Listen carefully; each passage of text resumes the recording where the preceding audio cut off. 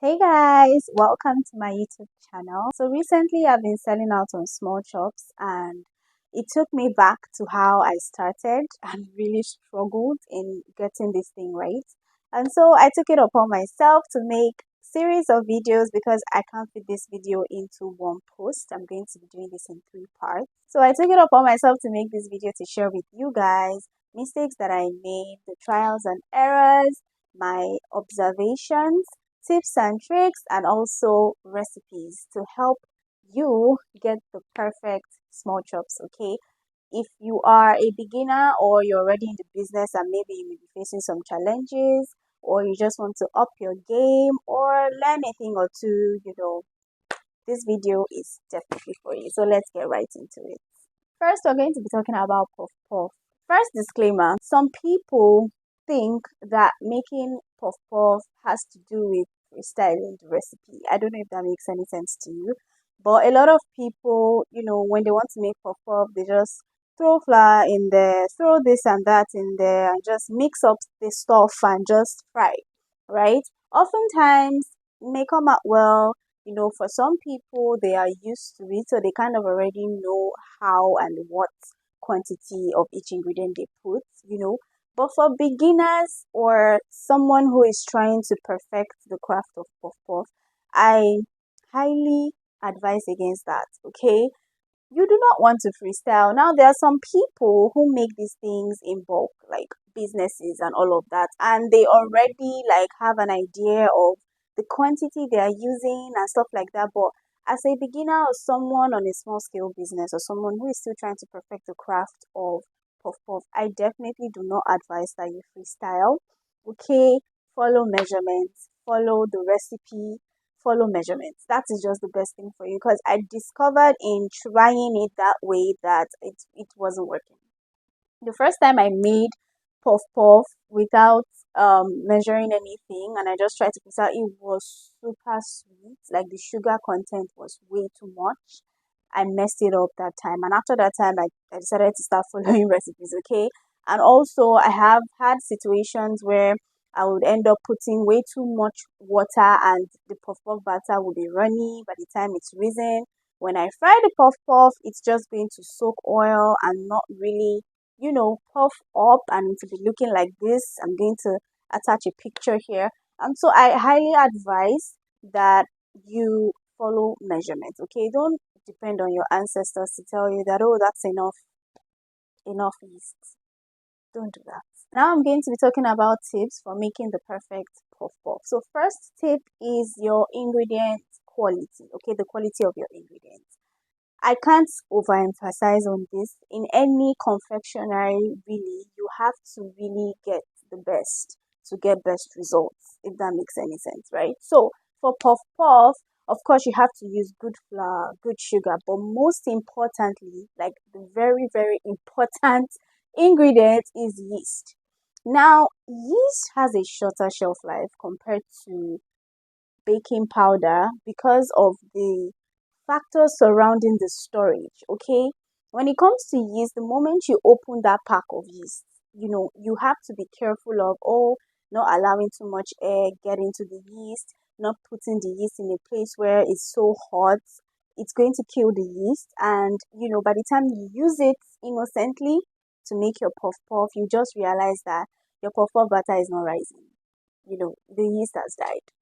I had this challenge 8,000 times. It took me a while to realize that my yeast had died. Yeah, because the place where I placed my yeast initially was in the same place where my oven was, where I did all my baking, right? And so the heat from the oven killed my yeast. And I didn't know because it was quite much. I bought the big pack at the time and I used to store it like that way. And so anytime I want to make puff puff, I just grab my yeast and just measure, oh, I already have yeast. Yeah, jokes on me. The thing was dead and my puff puff didn't come out well. I was wondering what was going on. At some point, I thought maybe it was my measurements that was wrong. The recipe I had been using at the time. I tried to alter a thing or two, but then I realized it really wasn't working. The puff puff was just always coming out dense. Now, normally the nature of puff puff, it's supposed to be fluffy and almost spongy, if you will. It's supposed to be soft and fluffy and squishy, right? But in this case, the puff puff was always dense, such that no matter how long I fry this puff puff, once it's off the heat and you open it or bite into it, it's like raw almost on the inside. Now, not completely raw, it's cooked but dense. I don't know how to describe this. If I can get a picture, maybe I'll pin it to this video. But the inside wasn't giving that fluffy, cooked all the way through puff puff that we all know, right? It was dense. And so I knew there was a problem, but I felt like, okay, maybe it was my flour measurement, maybe my flour was too much, or I was really unsure of what the problem was. It just dawned on me one day I had had enough. I had been making small chops for a client that particular day, and then this puff puff was giving me challenges. Like it wasn't rising well, and then in trying to even still give it time, because trust me, with good yeast, under 30, what is 30 minutes? Like between 15 to 20 minutes, your puff puff dough has risen, especially if you're doing like small quantity in a normal mixing bowl. 15 to 20 minutes, your dough has risen, right? In this case, I noticed that it was taking over an hour for this dough to rise to the level that I know it should rise to, right? And so I knew something was wrong, but for some reason, my mind didn't go to the yeast because I just assumed, my yeast is good, right? I was wrong. I was so wrong. So that particular day, I was working on a client's order. The Holy Spirit just told me, go and buy yeast and try it. And I just left the house. I left the house and I just quickly went to get yeast at the nearby bus stop, and I bought this active yeast in the sachets that they sell.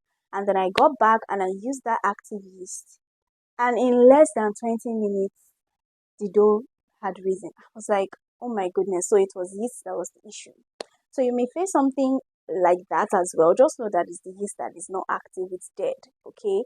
And yeah, I had to waste, of course, the resources I had used, but then I didn't mind doing that because my customer satisfaction comes first, and that should also come first with every business owner. Okay, when storing your yeast, do not keep it in an environment where it's prone to heat. Okay, keep it in a place that is cool and dry, and make sure that you keep it in a container where air does not get into it so that your yeast does not die.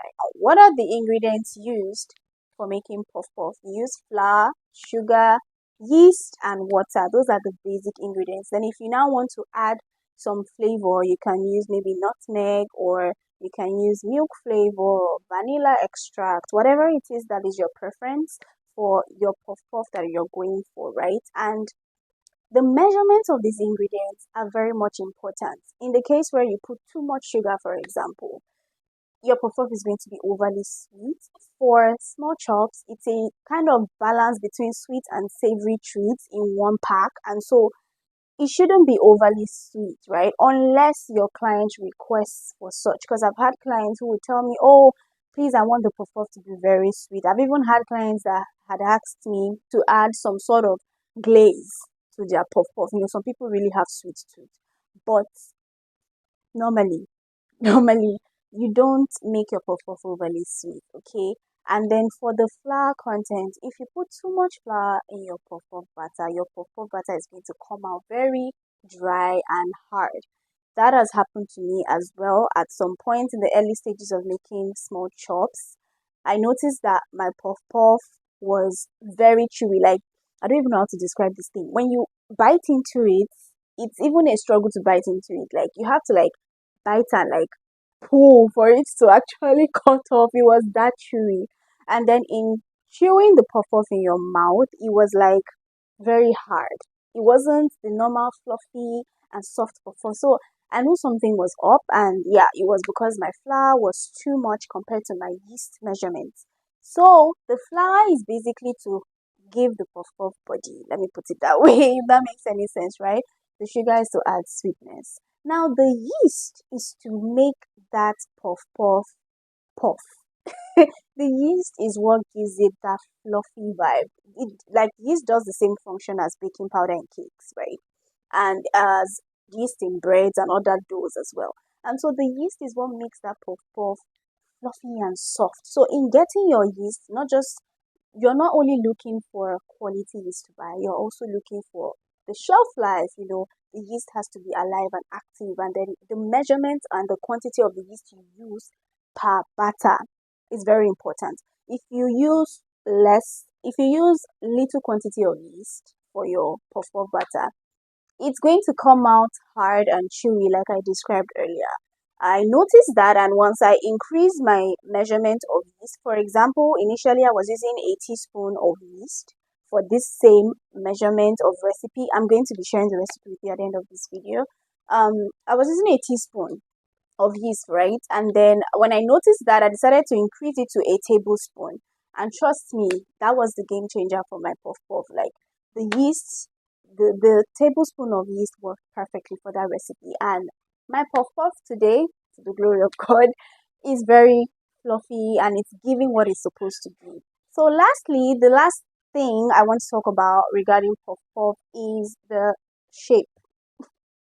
The perfect puff-puff has the perfect round shape. Okay, I've seen pictures online of different puff-puffs with different shapes and sizes. No, you have to maintain the size of your puff-puff all through, especially if you're doing like maybe small chops platter, or even if it's just small chops packs, whatever it is, your puff-puff has to maintain size and shape all through.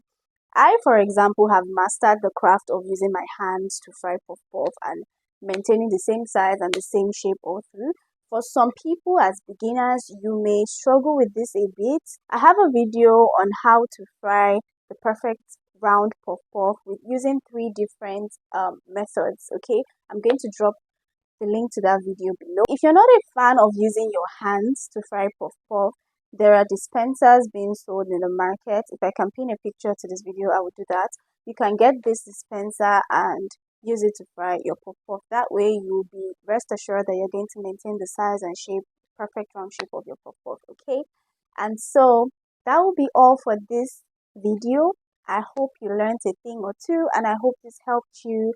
Please watch out for part 2 where I will be talking about the famous mosa, okay? Leave a like and a comment under this video. Share this video to people to help them or bless them, okay? And make sure you subscribe to my YouTube channel. See you in my next video, guys. Bye for now.